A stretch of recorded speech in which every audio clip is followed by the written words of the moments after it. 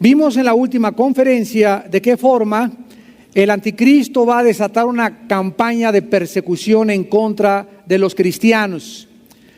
Va a comenzar a matar, a asesinar a todas las personas que no tengan una marca en la mano o el sello también en la frente del 666. Cantidad, tal vez estamos hablando de miles de mártires, que culminará el número de los mártires muertos, tendrá lugar durante la gran tribulación. Inmediatamente después vimos, hace la última conferencia, hace 8 días, que viene la gran cosecha de todo el mundo, donde Dios levanta la cosecha, la vendimia está madura y también levanta la cosecha de los sobrevivientes cuando Él venga en su segunda venida. Y en el versículo 20 se asocia esta vendimia, esta gran última cosecha de Dios, con la batalla final de las naciones del mundo, llamada en la Biblia la batalla del Armagedón. Dice Apocalipsis 14:20, y fue pisado el Agar fuera de la ciudad. Esta ciudad es Jerusalén. Y del Agar salió sangre hasta los frenos de los caballos por 1,600 estadios. Esta cifra equivale a 320 kilómetros, si lo quieres apuntar. 1,600 estadios equivale a 320 kilómetros. Vemos pues que aquí el Apocalipsis está describiendo una grande confrontación donde en 320 kilómetros se van a encontrar los ejércitos que van a sobrevivir, o las naciones que se van a reunir, de las cuales vamos a hablar en esta noche profundamente, y que van a tener la última confrontación o el último conflicto, que desde la muerte de Abel, desde el asesinato hace miles de años del primer hombre Abel por su hermano Caín, han transcurrido más de 6,000 años de historia, donde en estos 6,000 años de historia, de acuerdo al Instituto para la Investigación de la Paz en Suecia, Estocolmo, se calcula que solamente han existido 25 años de paz. De 6,000 años de historia, la historia humana se podría resumir como continuas y constantes guerras. Toda la historia humana ha sido guerra tras guerra, tras guerra, tras guerra. Troya, Esparta, Babilonia, Alejandro el Magno, Napoleón, las guerras en el norte de Europa, en el Medio Oriente, en China, los samuráis, en Latinoamérica, los indígenas, los españoles contra los aztecas. En fin, toda la historia humana es una historia donde el ser humano quiere conquistar y dominar al ser humano. Quiere apropiarse de sus terrenos, quiere extender sus territorios, quiere tratar de dominar. Y este afán, esta ambición, esta avaricia que existe en la naturaleza humana proviene precisamente de lo que la Biblia le llama el pecado. El pecado hace que no estés contento con lo que tienes, no te conformas con tu esposa, quieres otras más. No te conformas con tu salario, quieres robar para tener más. Es un continuo deseo de estar satisfaciendo algo que nunca puede ser saciado. Cristo lo expresó con estas palabras: cualquiera que beba de esta agua, cualquiera que crea que el mundo le puede dar algo para satisfacer la vaciedad que tienes y la falta de propósito y significado en tu vida, volverás a tener sed. El que tenga sed, dijo Jesús, venga a mí y beba. Y como dice la Escritura, de su interior saldrán ríos de agua viva. En Él está el manantial de la vida. En la luz de Dios veremos la luz de su Hijo Jesucristo. En la presencia de Dios hay plenitud de gozo. En su tabernáculo nos esconderá del mal. Por eso tus hijos, dice uno de los salmos, aman tu misericordia, y por eso nos escondemos debajo de sus alas, porque su misericordia es hasta los cielos, su fidelidad hasta las nubes, su justicia como los montes, sus juicios tan anchos como un abismo. Este es el Dios de la Biblia, que nos invita a descansar en Él y a encontrar en Él la razón de nuestra existencia. La Biblia profetiza claramente que la batalla del Armagedón será la última guerra en la que los seres humanos se enfrascarán. Las guerras mundiales se iniciaron en el siglo XX, en el siglo pasado que acabamos de suceder. Este siglo XX es el siglo donde más descubrimientos tecnológicos hizo el ser humano. Es el siglo donde más avances médicos y científicos hizo el ser humano. Y como si fuera algo irónico, es el siglo donde más sangre se ha derramado de toda la historia del ser humano. Entonces, en el siglo XX tuvimos en 1914 la Primera Guerra Mundial, en 1939 se inició la Segunda Guerra Mundial que duró 6 años hasta el 45, y después de la Segunda Guerra Mundial han habido más de 420 guerras, revoluciones y golpes de Estado. Así que las Naciones Unidas, ¿verdad?, pues se han visto imposibilitadas para poder resolver el problema y el conflicto que existe entre las naciones y que culminará con la última y tercera guerra mundial llamada el Armagedón. En Apocalipsis capítulo 16, versículo 14, la Biblia, vamos a leer desde el versículo, Apocalipsis 16, versículo 14, dice la Biblia que son espíritus de demonios que hacen señales y van a los reyes de la tierra en todo el mundo para reunirlos a la batalla de aquel gran día del Dios Todopoderoso. Y en el versículo 12 del mismo capítulo 16, vemos que se origina con el derramamiento de la sexta copa sobre el gran río Éufrates. Todos ustedes recuerdan que el río Éufrates corre desde aproximadamente todo lo que es el norte de Irak hasta el Golfo Pérsico. Más de 100 kilómetros de distancia recorre todo el río Éufrates, y es el primer río que la Biblia menciona en el libro del Génesis, junto con el río Tigris. Son los dos ríos principales que atraviesan toda la nación, que actualmente es el centro del conflicto principal internacional y que es la nación de Irak, conocida en la Biblia como Babilonia. Entonces, cuando estudiamos el capítulo 8, 9 y 10 de Apocalipsis, descubrimos que ahí en el río Éufrates se encuentran los 4 ángeles más destructores que tiene Satanás. Y son tan malignos y tan perversos estos ángeles que en el mundo espiritual están atados. En este terreno físico, en el mundo físico, son 4 seres espirituales atados en el terreno físico y van a ser desatados para el día, la hora y el año para poder matar a más de la tercera parte de la humanidad. Entonces vemos cómo la historia ahorita ante nuestros ojos, de acuerdo a la Biblia que fue escrita hace más de 2000 años, la historia se está acercando exactamente a donde tendrá el último conflicto internacional los ejércitos del mundo, el Medio Oriente. ¿Ustedes creen que es coincidencia que si la Biblia profetizó que las naciones se unirían en el Medio Oriente para pelear contra Israel, que ahorita en el mundo que vivimos en el siglo XXI, ya las naciones que en la Biblia profetizaron que se reunirían ya forman parte del último escenario mundial? Es increíble que todas estas naciones estén precisamente en el momento en el cual la Biblia las situó para enfrascarse en la última confrontación internacional llamada la batalla del Armagedón.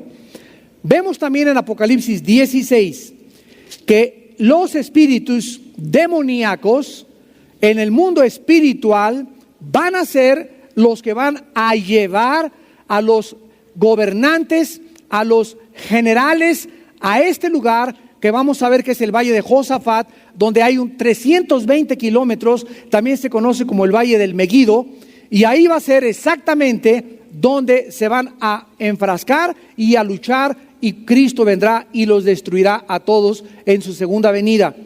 Pero es interesante que detrás de las guerras, detrás de Atila, detrás de Napoleón, detrás de Alejandro el Magno, detrás de Carlomagno, detrás de los grandes conquistadores, la Biblia nos describe que hay espíritus que están operando en estos hombres, porque el propósito de Satanás es matar, robar y destruir.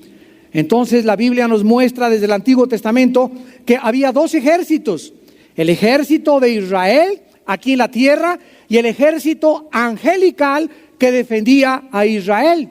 Por eso se le llama a Dios en el Antiguo Testamento Yahweh Sabaoth. Sabaoth o Sabaoth significa en el hebreo ejércitos. Entonces es Dios de los ejércitos o Jehová de los ejércitos, porque su ejército Israel estaba en la tierra y el ejército en el cielo eran los ángeles que defendían y peleaban las batallas de Israel. Aparentemente Israel iba a pelear contra los cananitas o iba a pelear contra los amonitas, pero no eran ellos los que decidían la victoria aquí abajo. La Biblia nos revela que había un ejército de ángeles que peleaban arriba en el escenario invisible y le daban la victoria a la nación de Israel o al pueblo de Dios.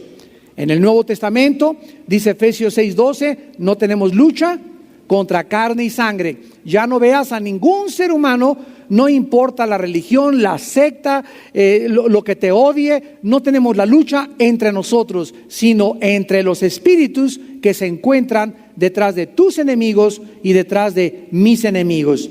Nuestra lucha es contra huestes espirituales de maldad perfectamente bien organizadas. Muy bien, entonces la palabra Armagedón, para comenzar, es la palabra Armagidón. Armagidón, con H, Armagidón.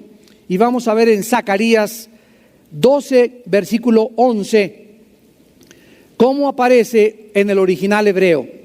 Dice Zacarías 12:11, en aquel día habrá gran llanto en Jerusalén, como el llanto de Hadad Drimón en el valle del Megido. Esta es la palabra para Armagedón, que significa monte del Megido. La palabra Armagedón significa monte del Megido. La palabra batalla en Apocalipsis 16:14, que acabamos de leer, espíritus de demonios que hacen señales para reunirlos a la batalla, nos da la clave para que nosotros podamos descubrir que la batalla del Armagedón, la palabra que se usa aquí para batalla en Apocalipsis 16:14, la palabra griega polemos, polemos con P de papá, que significa una campaña de varios días. Entonces, lo primero que sabemos en esta noche es que el conflicto internacional de la batalla del Armagedón no durará un día. Va a durar tal vez meses o tal vez pueda llegar hasta un año. Entonces, al final es cuando viene Cristo de esta batalla. A diferencia de la palabra mache en el griego, que significa un combate simple, cuerpo a cuerpo, o un ejército que se enfrenta a otro y termina en el mismo día. Entonces, esta batalla, como la Segunda Guerra Mundial, ¿cuánto duró la Segunda Guerra Mundial? 6 años. Y la Primera Guerra Mundial también duró, ¿verdad?, años. Y así vemos que se llaman batallas y no guerras. Guerras son simples combates, batallas son campañas que duran varios días. Vamos en primer lugar en este momento al libro de Joel, en el Antiguo Testamento, que es el libro que más conocimiento o data nos proporciona para poder conocer el lugar donde se va a llevar a cabo este conflicto del Armagedón o la Tercera Guerra Mundial. Dice Joel capítulo 3, versículo 2. Reuniré a todas las naciones y las haré descender al valle de Josafat. Y allí entraré en juicio con ellas a causa de mi pueblo y de Israel, mi heredad, a quien ellas esparcieron entre las naciones y repartieron mi tierra y echaron suertes sobre mi pueblo y dieron los niños por una ramera y vendieron las niñas por vino para beber. La primera razón por la cual Dios va a permitir que todas estas naciones se reúnan en lo que geográficamente en la tierra de Israel se llama el valle de Josafat, el monte del Megido, y que se va a llamar el Armagedón, la batalla, es por causa de la nación de Israel. Esto es interesante, sobre todo para aquellas personas que creen que ya Dios terminó con Israel. Y aunque Israel ahorita está en la banca y la camiseta de ellos nos la pusimos nosotros y estamos en el partido, ¿verdad? Ahorita vamos jugando y metiendo goles en el partido. Israel aparentemente no está en el partido. Dice Romanos 9, 10 y 11 que Israel volverá a saltar a la cancha otra vez. Israel volverá a formar parte de la última batalla y del pueblo de Dios, y cuando Israel brinque a la cancha, se convertirán a Yeshua, a Mashiach, le reconocerán, llorarán por él, hará lamentación como hicieron las tribus cuando fueron llevadas en cautiverio, y en ese momento ellos reconocerán en los cielos a Yeshua, el Mesías, nuestro Señor Jesucristo. Entonces la nación de Israel, de acuerdo a la Biblia, aún tiene una parte que jugar al final de los tiempos. Esto es interesante porque hay dos claves para los tiempos finales para los estudiantes de profecía. Hay dos claves finales. La primera, la Biblia asocia la predicación del Evangelio o la evangelización en el mundo con la segunda venida de Jesucristo. Cristo lo dijo en Mateo 24, y será predicado este Evangelio para testimonio a todas las naciones, y entonces vendrá el fin. O sea, el fin está asociado con la predicación y la evangelización mundial. Esto no significa que todo el mundo se va a convertir. Claramente lo dice Mateo 24, para testimonio. O sea, Dios nos va a abrir canales de televisión, nos va a permitir meternos en todas las radios, en Europa, en China, en todos lados. O sea, no va a haber absolutamente ningún lugar en el mundo que no pueda dejar de oír la palabra del Evangelio. Y en segundo lugar, la segunda venida de Cristo está asociada con la restauración de Israel. O sea que si el 14 de mayo de 1948, cuando los judíos después de más de 2.300 años, regresan a su tierra el 14 de mayo de 1948, y ante los ojos estupefactos y asombrados del mundo, se constituyen en un estado independiente y soberano, y se levantan de las arenas del desierto, y se conforman como un estado, y de todo el mundo regresan a Israel. Si no hubieran regresado, no podríamos decir de ninguna manera que nos encontramos en los últimos tiempos, porque para cuando Jesucristo venga, la nación de Israel tiene que estar restaurada. Entonces era necesario que primero los judíos regresaran a su tierra para que comenzara el tic-tac, tic-tac, tic-tac, o la cuenta regresiva del reloj profético de Dios. Entonces estos dos eventos, la predicación del Evangelio y el regreso de los judíos, nos hablan claramente que nos encontramos en el preámbulo, nos encontramos casi en la orilla de la segunda venida de Jesucristo a este mundo. En Joel 3, versículo 12, dice la Biblia: despiértense las naciones y suban al valle de Josafat, porque allí me sentaré para juzgar a las naciones de alrededor. Vamos a comparar estas palabras de Joel con las palabras de Cristo en Mateo capítulo 25, versículo 31. Cuando el Hijo del Hombre venga en su gloria y todos los santos ángeles con él, entonces se sentará en su trono de gloria y serán reunidas todas de las naciones delante de él, y apartará los unos como aparta el pastor las ovejas y los cabritos. Cristo en Mateo 25 no nos revela dónde iba a reunir a las naciones, porque como ya hemos estudiado, la Biblia no es de interpretación privada.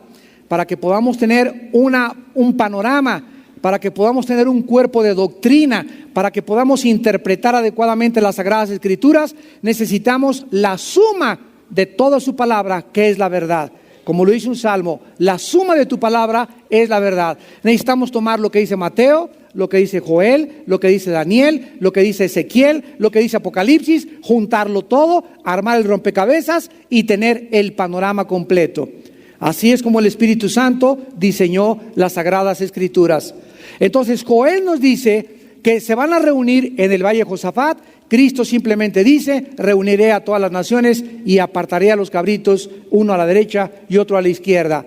Sabemos que Joel está hablando de la segunda venida de Cristo, porque Cristo dice en Mateo 25 que cuando Él reúna a todas las naciones es en su segunda venida.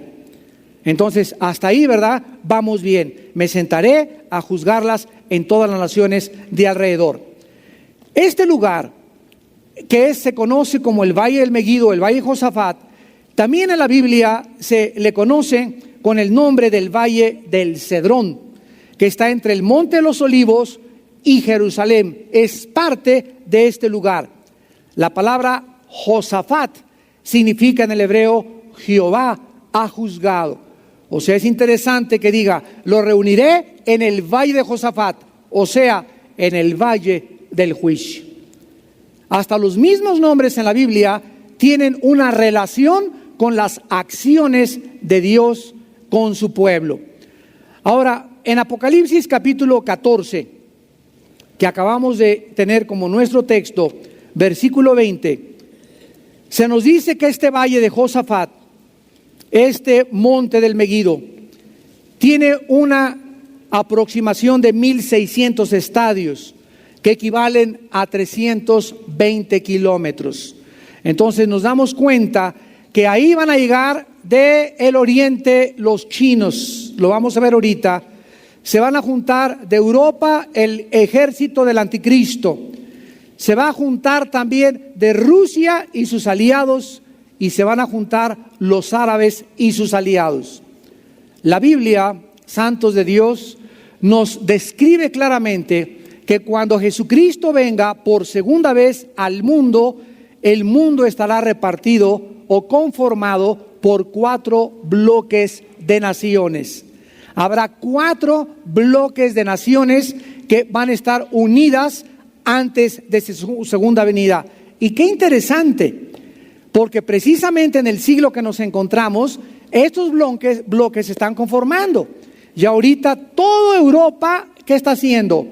Uniéndose en un bloque, presentando un frente común en importaciones, exportaciones, política, comercio, religión. Se rompieron los aranceles, ya no se necesita pasaporte entre ellos para viajar de Francia a España, de España a Italia, etcétera, etcétera. Y toda Europa está haciendo un bloque, una fuerza, donde ya tienen una sola moneda, el euro. Solamente falta un solo gobierno, un solo ejército y un solo hombre que los dirija. Al mismo tiempo, en el oriente se acaba de reunir Japón, se está tratando de reunir con Hong Kong y Singapur, y aquí en América, Canadá, Estados Unidos, México, Chile, Brasil y algunas otras naciones que están propuestas para entrar al bloque del mercado del comercio internacional en las Américas. Ahorita tenemos 3 bloques de naciones, y aunque estos 3 bloques no van a formar parte del último imperio mundial, es interesante que ya las naciones están conformándose en bloques. Todo esto es maravilloso a la luz de la Biblia. Vamos a estudiar estos bloques de acuerdo a la palabra de Dios. En primer lugar, van a surgir, de acuerdo a Daniel capítulo 2, capítulo 7 y capítulo 17 de Apocalipsis, van a surgir 10 naciones del antiguo imperio romano. Todo esto ya lo hemos visto con detenimiento. 10 naciones van a surgir de las naciones que formaban el antiguo imperio romano. Si tú conoces un poco de historia, recordarás que el imperio romano abarcó casi toda Europa, el norte de África y parte del Medio Oriente, incluyendo a Israel, Jordania, Siria, Líbano, Egipto e Irak. Entonces, todo el imperio romano cubrió casi todo el Medio Oriente, norte de África y Europa. La Biblia profetizó en Daniel 2 de los 10 dedos del estatua de Nabucodonosor que descienden de las 2 piernas de hierro que representan las piernas, el Imperio Romano. Todo esto ya lo vimos con detenimiento. Si no, compra los cassettes para que lo puedas recordar. De ahí van a surgir 10 naciones, y de esas 10 naciones, de acuerdo a Daniel capítulo 7, surgirá un cuerno pequeño que se le conoce como el anticristo. Entonces, de acuerdo a la Biblia, se van a reunir 5 naciones de Europa con 5 naciones del Medio Oriente y van a hacer una alianza. Pero dice claramente en Daniel 2 que así como el barro no se mezcla con el hierro, se unirán por alianzas, pero no se mezclarán. Y es interesante que el barro representa el Medio Oriente, el hierro representa el Imperio Romano. Por eso sabemos que serán 5 naciones de Europa y 5 naciones del Medio Oriente. ¿Por qué no pueden las naciones del Medio Oriente unirse con las naciones de Occidente? Porque en el Medio Oriente no hay democracias. La única democracia del Medio Oriente es Israel. Todas las naciones árabes alrededor de Israel son monarquías o dictaduras. La única democracia es Israel. Esto es interesante. Entonces, una democracia, ¿verdad? En los países democráticos tratan de imponer la democracia. En los países donde hay monarquías y dictaduras, y un ejemplo lo tenemos actualmente en Irak. Estados Unidos está tratando desesperadamente ¿de qué cosa? De democratizar la nación de Israel, de Irak, de tratar de instaurar una democracia en un país musulmán, donde los chiitas y los sunnis, las 2 ramificaciones principales de los musulmanes, es imposible que ellos puedan aceptar una democracia. Esto es una imposibilidad sociológica a la luz de la historia. Nunca, nunca, nunca, nunca aceptarán en Irak una democracia. En esto va a fallar Estados Unidos rotundamente.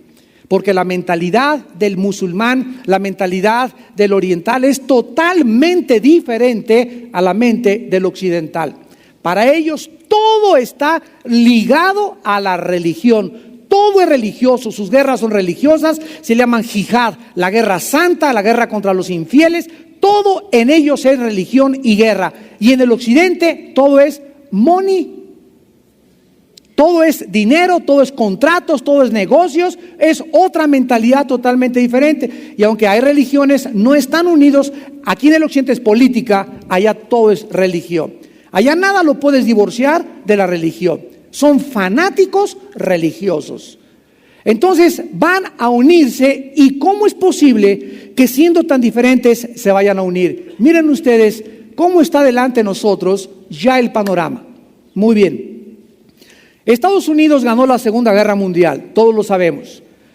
4 años después, 5 años después, en 1950, surge la Unión de Repúblicas Socialistas Soviéticas. Comienzan a competir con Estados Unidos y se llamó esta guerra del 50 al 89 la Guerra Fría.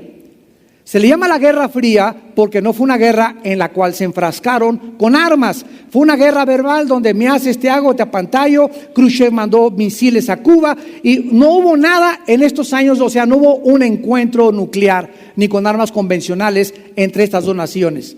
En el 89, la Unión de Repúblicas Socialistas Soviéticas se derrumba el comunismo con Mikhail Gorbachev, donde instaura la perestroika, y entonces queda hasta nuestros días Estados Unidos de Norteamérica como el país que tiene el predominio actual político, religioso, económico, comercial, etcétera, etcétera, y militar.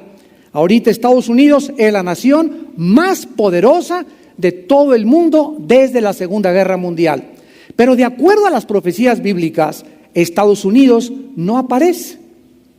No aparece Estados Unidos, Rusia aparece, pero no como una potencia, sino como uniéndose, lo vamos a ver ahorita en Ezequiel 38, a un grupo de árabes para atacar a Israel.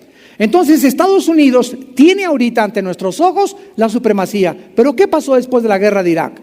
Y antes de la guerra de Irak, que la imagen americana y la persecución contra Estados Unidos y contra el presidente Bush ha ido cada día más bajo y más bajo y más bajo, y casi ya en ningún país, ni siquiera de Europa, quieren a los americanos.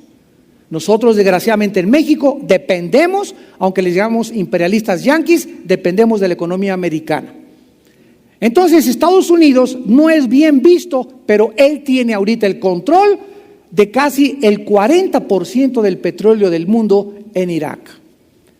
Como solamente la guerra de Irak se le unió Inglaterra y se le unió España, Estados Unidos no ha permitido que las Naciones Unidas entren ahorita a Irak porque ellos quieren gobernar la distribución y el flujo del petróleo al occidente. Y creen que si se salen de Irak y dejan a los iraquíes, se levanta otro Saddam Hussein. Se levanta otra guerra interna, otra guerra civil, y por eso están tratando de mantener ahí a través de la fuerza militar el status quo o la situación para que Irak pueda garantizar el flujo del petróleo al mundo. Pero como repito, van a multiplicarse los ataques terroristas y tal vez Estados Unidos sufra un más grande ataque terrorista que el del 11 de septiembre, porque no los van a dejar respirar. Los musulmanes no pueden jamás ni dormir cuando juran venganza y quieren pelear, como le llaman ellos, contra los infieles. Entonces, esto va a debilitar la economía americana. Estados Unidos va a comenzar a hundirse más y más y más y más, y va a surgir Europa, tal como la Biblia lo profetizó, más y más y más. Y surgiendo Europa y cayendo Estados Unidos, ¿quién va a garantizar entonces el flujo del petróleo al occidente? Pues Europa. Y para hacerlo van a tener que hacer un convenio con Irak, con Siria, con Arabia Saudita, para poder garantizar el flujo del petróleo. Y 5 naciones poderosas del Medio Oriente se van a unir con 5 de Europa, y de estas 10 naciones surgirá el futuro dictador mundial conocido como el Anticristo. Este es el primer bloque de naciones que la Biblia nos describe y se le llama el bloque de Europa. En segundo lugar, vamos a Ezequiel 38 y encontramos a otro grupo de naciones unidas en un bloque que no tienen absolutamente nada que ver con el bloque europeo, y la Biblia nos describe los nombres de cada una de estas naciones que vendrán contra Israel en la última batalla mundial.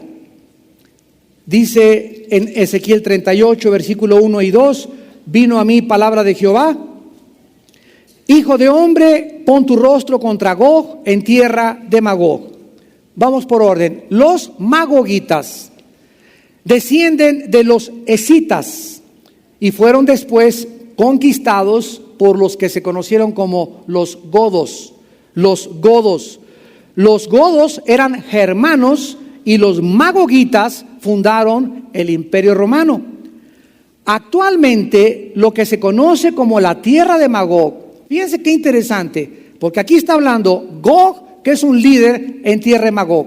Ahorita, la tierra de los magogitas se encuentran las repúblicas de Kazajistán, Kirguistán, Uzbekistán, Turkmenistán, Tadjikistán, Ucrania, y todas son musulmanas menos Ucrania, todas juntas al mar Caspio. Es la división de la Unión de Repúblicas Socialistas Soviéticas.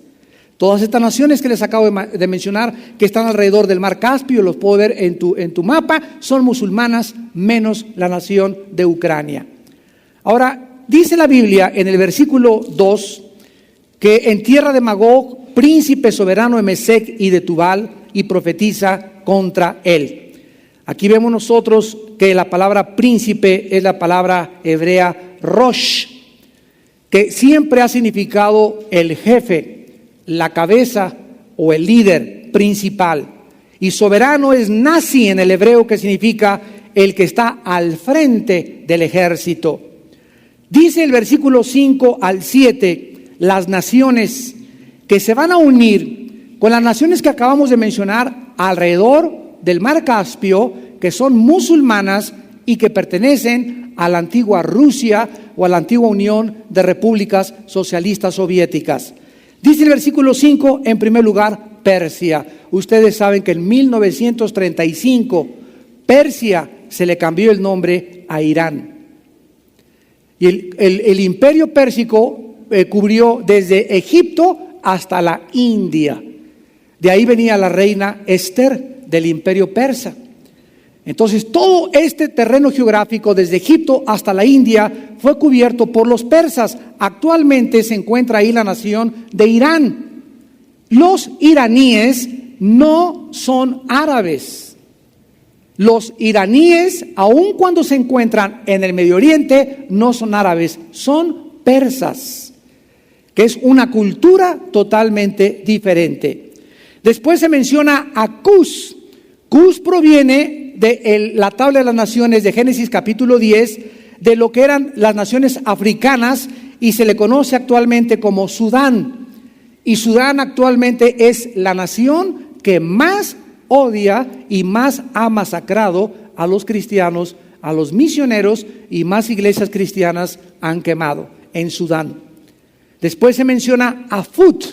Fut es uno de los descendientes también de Cam en la tabla de las naciones, y es la actual nación de Libia, donde su jefe Muammar Gaddafi acaba de estar en las naciones, en la Unión Europea hace una semana o 2 semanas, y les propuso que Libia quiere encabezar las naciones de la paz del mundo. Qué chulo se oye Gaddafi.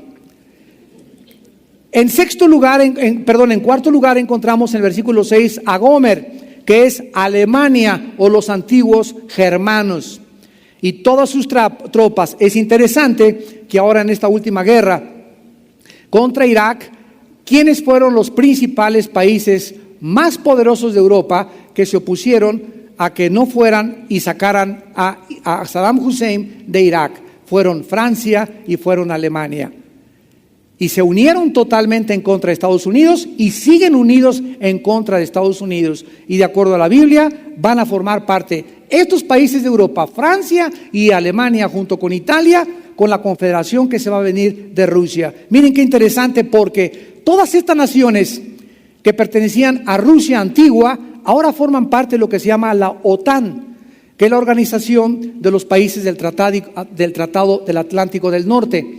O sea que cuando la Segunda Guerra Mundial terminó, las naciones que estaban bajo el yugo de los comunistas, como Checoslovaquia, Yugoslavia, Polonia, estaban temerosas de que los rusos les volvieran a brincar. Entonces se formó una organización que se llamó la OTAN, donde comenzaron a refugiarse como bajo un paraguas, donde Estados Unidos, Inglaterra, Italia les brindaría protección.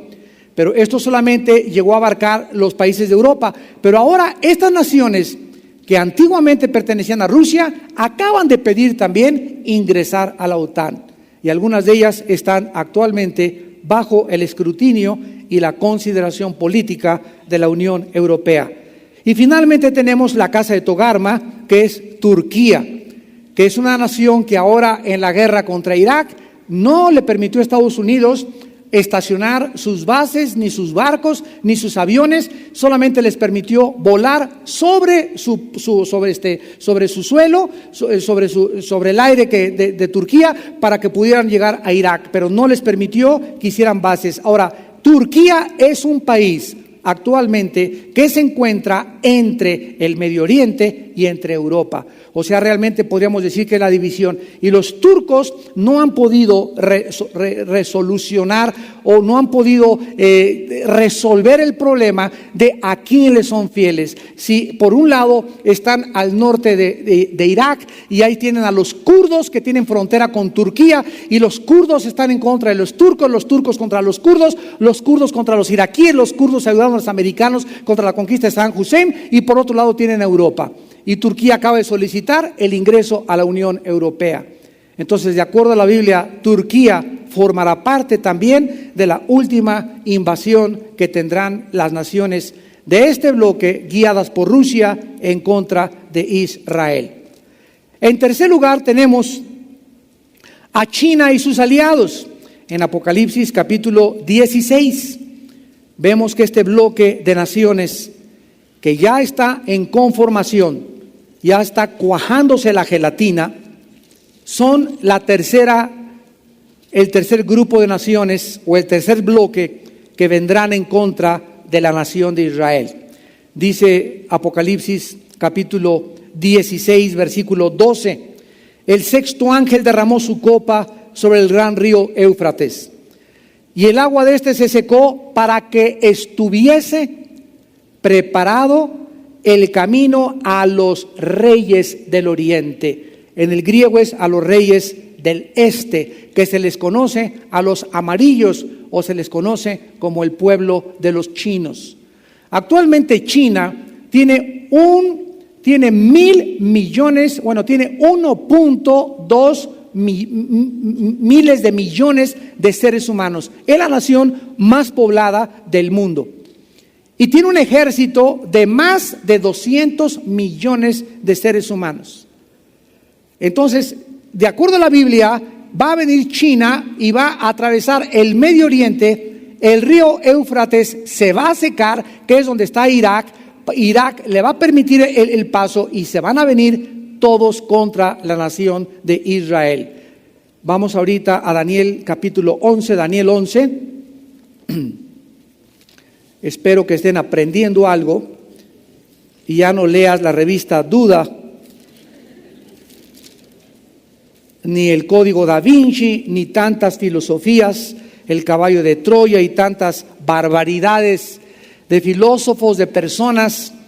Como le dice Pablo a Timoteo en su primera carta, capítulo 6, si alguno enseña otra cosa y no se conforma a las palabras saludables de nuestro Señor Jesucristo, nada sabe, está envanecido, delira, hombres corruptos de entendimiento, privados de la verdad. Entonces tú vas a Sanborns y que Cristo estuvo en Chacachimira, y el Triángulo de las Bermudas, que Cristo comió chorizo en Toluca, que el Código Da Vinci, que estamos llenos, o sea, el diablo ha bombardeado totalmente las librerías, la literatura, las películas, por todos lados, ¿verdad? Con puras filosofías, con puras historias, con leyendas. Le dice Pablo a Timoteo, nunca hagas caso de las leyendas, de viejas, de mitos, de fábulas, que Juan Diego se le apareció esto, que esto y que el otro por acá, que se apareció una cosa. No, todas estas cosas forman parte del engaño de los últimos tiempos. Pero tenemos la palabra profética más segura, a la cual haríamos bien en estar atentos, como una antorcha que alumbra en medio de tantas marihuanadas, en medio de tantas tinieblas, en medio de tantas leyendas, mitos, que venimos del chango, que la evolución, que la Tierra tiene 25 billones de años, que somos el producto de una célula protoplasmática, que los ovnis, que el Triángulo de las Bermudas, que las pirámides de Egipto. Estamos rodeados de cosas, ¿verdad?, que los seres humanos se imaginan. La imaginación humana es incontrolable. Entonces a una persona se le ocurre una cosa y hace un libro y ya sale toda una historia donde millones de seres humanos la creen. Gracias a Dios que tenemos la Biblia, el libro de los libros, y la única luz que puede guiarnos en estos tiempos tan peligrosos en que estamos viviendo. Dice aquí también en Daniel 11, ya tienen Daniel 11, en el versículo 40 al 45 de Daniel, se está describiendo la entrada del anticristo al Medio Oriente. Se está describiendo la entrada del anticristo al Medio Oriente. El anticristo va a tener dos cuarteles generales. Uno va a estar en Roma y el otro va a estar en Irak. Cuando estudiamos la serie Irak y la Biblia, si no te la recomiendo esta serie, vimos casi más de 15 conferencias, todas las ciudades que el anticristo va a conquistar y por qué las va a conquistar. Y se le describe al anticristo en el Antiguo Testamento como el rey de Asiria, que es donde está Irak y donde perteneció el antiguo imperio babilónico medo-persa. Entonces el anticristo va a tener dos cuarteles generales operando. En Europa va a estar situado en Roma y en el Medio Oriente en Irak.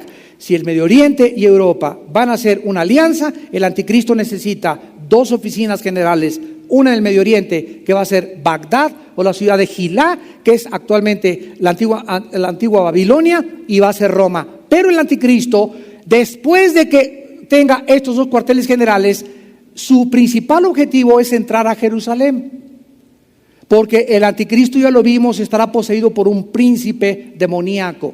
Satanás no va a poseer al anticristo como poseyó a Judas. Dice que sale del abismo y es la bestia que sube del abismo, y Satanás no está en el abismo.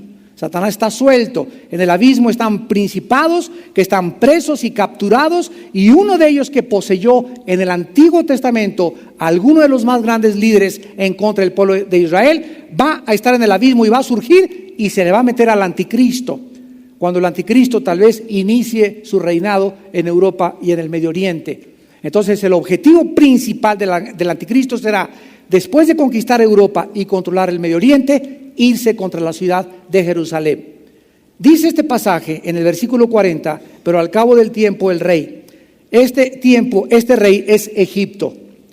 El rey del sur contendrá con él, y el rey del norte se levantará contra él como una tempestad. Este es el anticristo y se le llama el rey del norte, con carros y gente de a caballo y naves, y entrará por las tierras e inundará y pasará. Entrará a la tierra gloriosa, sabemos que es Jerusalén, y muchas provincias caerán. O sea, mientras el anticristo avanza, estas son las que van a caer, mas escaparán de su mano Edom y Moab. Qué interesante. Edom y Moab es actualmente Jordania. Ahorita actualmente hay una reina ahí que mi esposa admira mucho, ¿verdad? Que es una de las mujeres que se han levantado en Jordania para levantar la identidad de la mujer árabe. Ustedes saben, si hay alguna mujer pisoteada, despreciada, humillada, desechada, son las mujeres árabes. Y también muchas mujeres judías son muy despreciadas.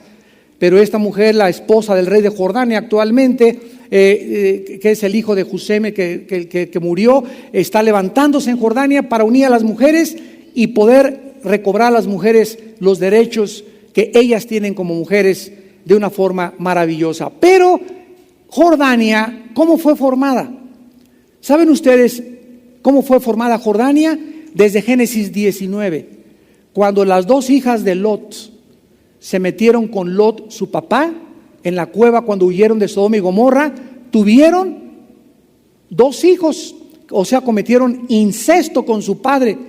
Y de estos hijos, los amonitas y los edomitas, vinieron precisamente los que formaron la tierra de Jordania. O sea que de acuerdo a la Biblia, Jordania actualmente no tiene problemas con Israel. Pero de acuerdo a la Biblia, Jordania va a traicionar a Israel.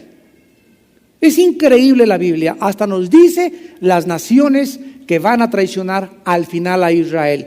Edom y Moab, el anticristo no las va a tocar. ¿Por qué no las va a tocar? Porque van a ceder a su afán de conquista, se van a unir con él y van a traicionar a Israel. Y la mayoría de los hijos de Amón. Edom actualmente la ciudad de Petra, y Moab y Amón Jordania, como acabamos de describirlo. Extenderá su mano contra las tierras y no escapará el país de Egipto. De acuerdo a la Biblia, los egipcios al final de los tiempos van a proteger a los judíos. ¿Se acuerdan ustedes cuando los judíos huyeron de Egipto? Los tenían como esclavos y salieron. Ahora, de alguna forma, en un futuro próximo, los judíos van a volver a ser perseguidos. Y Egipto los va a proteger. Y es interesante que actualmente Egipto sigue siendo un aliado de Israel, o por lo menos está deteniendo a los demás países árabes para que no lo ataquen, desde que su presidente anterior, Sadat, fue asesinado por haber firmado un pacto con los judíos. ¿Se acuerdan que estaba Sadat en un espectáculo grandísimo, ¿verdad? Y pasaron los fedayines y ¡brum!, lo rociaron con ametralladora. Pues desde entonces, ¿verdad?, los egipcios han mantenido, a pesar del asesinato del presidente Sadat, la amistad con los egipcios. Y dice la Biblia en el versículo 43, y los de Libia y Etiopía le seguirán. Ya vimos a Libia en Ezequiel 38, unida con Rusia, ¿se acuerdan? Viniendo contra Israel. Pues aquí está otra vez en Daniel, Libia y Etiopía seguirán al anticristo. Pero noticias del oriente, o sea, cuando el anticristo venga y ya tenga sus ejércitos para avanzar en contra de Israel, ¿qué vimos en Apocalipsis? Que los reyes del oriente se van a juntar para venir también a esa guerra. Entonces le van a avisar al anticristo: ¿qué crees? Viene un ejército de más de 200 millones por tierra. Y estas noticias van a atemorizar al anticristo, porque el anticristo va a creer que ese ejército viene en contra de él. lo atemorizarán y saldrá con gran ira para destruir y matar a muchos. Y plantará las tiendas de su palacio entre los mares y el monte glorioso, que es el monte de los olivos y santo, mas llegará a su fin y no tendrá quien le ayude.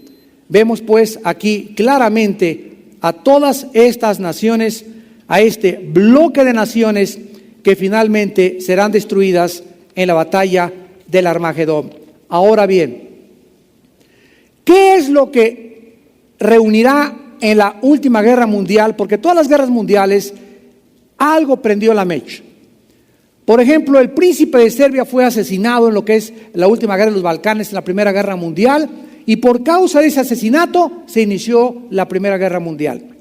La Segunda Guerra Mundial se inició cuando Adolfo Hitler, con su partido nacionalista alemán, comenzó a levantarse desde el 34 y prometió a Lord Chamberlain, el primer ministro de Inglaterra, el ministro de Relaciones, a Inglaterra, que le dijera a Churchill, que es el primer ministro, que no iba a invadir Europa.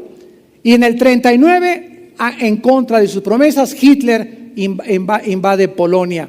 Y cuando invade Polonia y Checoslovaquia y comienza a avanzar, se comienza a incendiar Europa, se levanta Inglaterra, se levanta Rusia con José Stalin, se levanta Benito Mussolini, se une con Hitler, se levanta Estados Unidos después y comienza la chispa que prende la Segunda Guerra Mundial. ¿Qué cosa prenderá la mecha de la Tercera Guerra Mundial? Vayamos a Zacarías capítulo 12. Y terminemos con este pasaje maravilloso. Y dice Zacarías capítulo 12, versículo 2 y 3. He aquí yo pongo a Jerusalén por copa que hará temblar a todos los pueblos de alrededor contra Judá en el sitio contra Jerusalén. O sea, de acuerdo a la Biblia, Dios va a usar a su pueblo, a Jerusalén, y Jerusalén será la mecha. La nación de Israel será la razón principal para lo cual todas las confederaciones del mundo se reúnan en contra de Israel. Versículo 3. Y en aquel día yo pondré a Jerusalén por piedra pesada a todos los pueblos. Todos los que se la cargaren serán despedazados, bien que todas las naciones de la tierra se juntarán contra ella. ¿Cuándo se juntarán todas estas naciones? Dice Joel capítulo 3, en el valle de Josafat. Dice Apocalipsis 16 y 14, en el día de la vendimia. Dice Cristo en Mateo 25, cuando Él venga a juzgarlas y a separar a las ovejas de los cabritos. Ahora bien, en el versículo 9, dice la Biblia, y en aquel día yo procuraré destruir a todas las naciones que vinieron contra Jerusalén. Versículo 11, en aquel día habrá gran llanto en Jerusalén, como el llanto de Hadrath Drimón en el valle del Megido. O sea, así como lloraron en la batalla del Armagedón, las personas que comienzan a ser destruidas desde el cielo por Cristo, así el pueblo de Dios llorará. Dice en Apocalipsis 1, harán lamentación todas las tribus de la tierra y dirán a aquel que traspasaron. Llorarán a aquel que traspasaron. Los judíos en ese momento, cuando aparezca la señal en el cielo, Mateo 24, y entre las nubes venga Jesucristo con poder y gloria, con sus santos ángeles y con nosotros para establecer su reino, todo Israel, dice Romanos 11, 25 y 26, se salvará. Todo Israel será salvado. Ahora, en el capítulo 14 de Zacarías, se describe la venida física de Cristo. Y en Apocalipsis 19, la venida espiritual. Síganme con cuidado. Zacarías 14, lo vamos a leer rápidamente. Zacarías 14 describe la venida física de Cristo y Apocalipsis 19 describe lo que está pasando mientras Cristo viene físicamente, lo que está pasando espiritualmente, y se describe con un lenguaje figurado.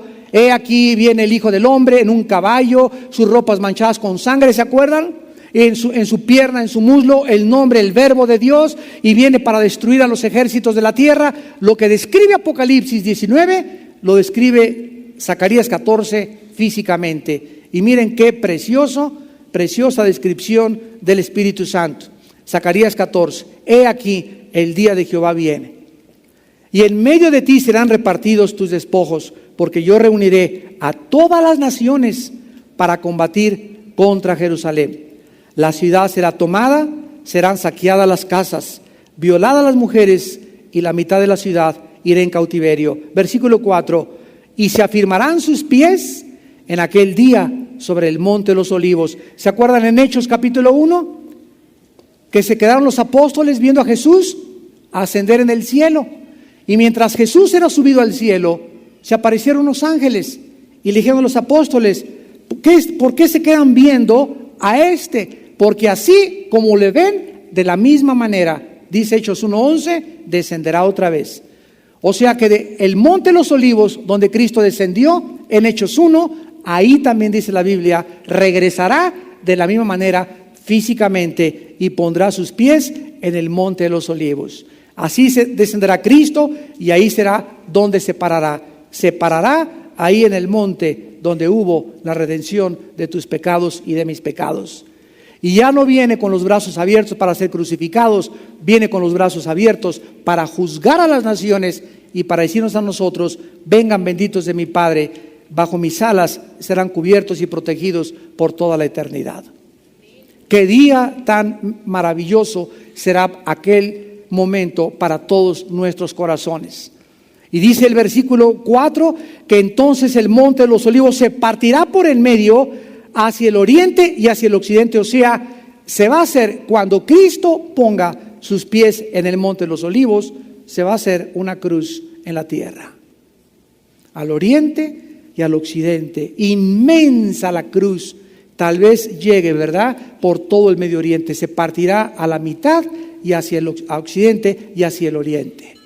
Se hará una cruz tremenda en casi toda esa área geográfica, haciendo un valle muy grande, dice la Biblia, y la mitad del monte se apartará hacia el norte y la otra mitad hacia el sur.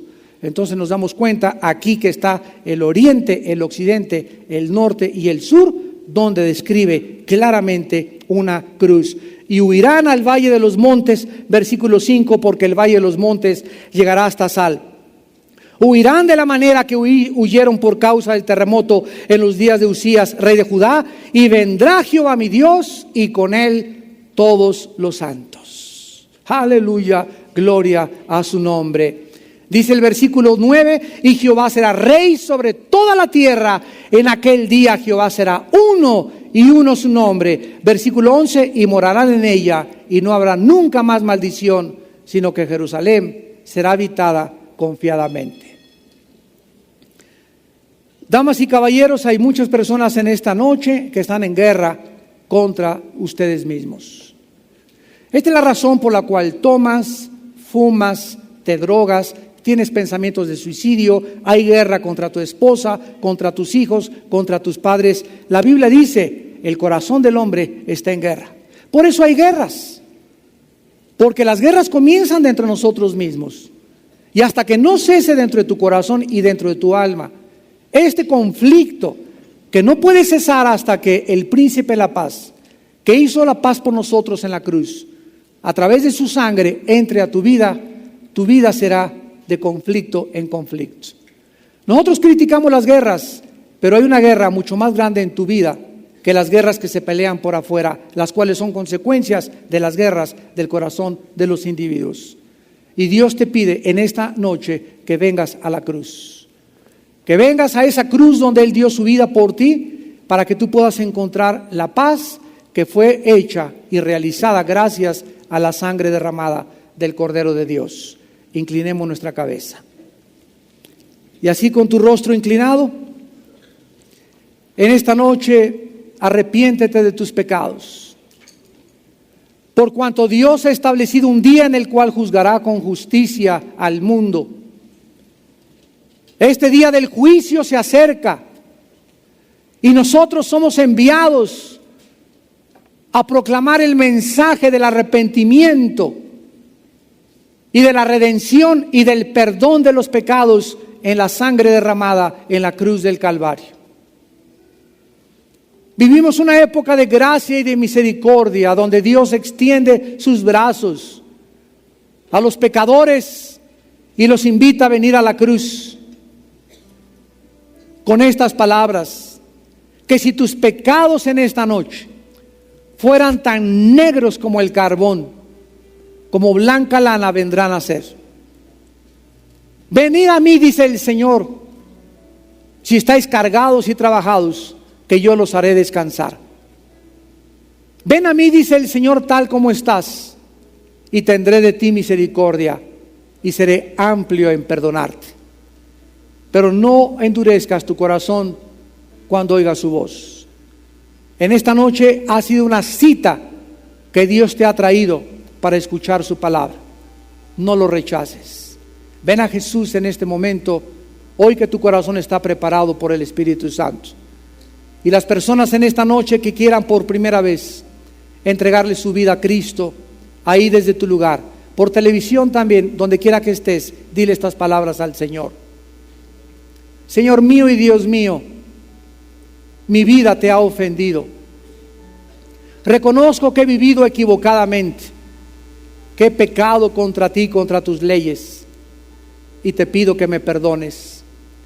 Te pido que me perdones en base no a ninguna obra que yo hubiese hecho, sino en base y por los méritos de tu santo Hijo Jesucristo, a quien mandaste a este mundo a morir en una cruz hace 2000 años, abrir sus brazos y morir ensangrentado para ofrecerme el perdón de mis pecados.